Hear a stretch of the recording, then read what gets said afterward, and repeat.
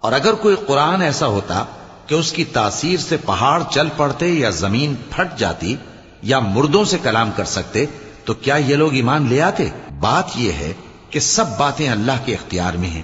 تو کیا مومنوں کو اس سے اطمینان نہیں ہوا کہ اگر اللہ چاہتا تو سب لوگوں کو ہدایت کے رستے پر چلا دیتا؟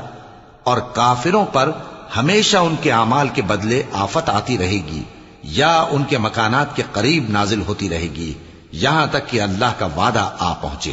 بے شک اللہ وعدہ خلاف نہیں کرتا۔ اور تم سے پہلے بھی رسولوں کے ساتھ تمسخر ہوتے رہے ہیں تو میں نے کافروں کو مہلت دی، پھر میں نے ان کو پکڑ لیا۔ سو دیکھ لو کہ میرا عذاب کیسا رہا۔ تو کیا وہ جو ہر شخص کے اعمال کا نگراں و نگہبان ہے وہ بتوں کی طرح بے علم و بے خبر ہو سکتا ہے؟ اور ان لوگوں نے اللہ کے شریک مقرر کر رکھے ہیں۔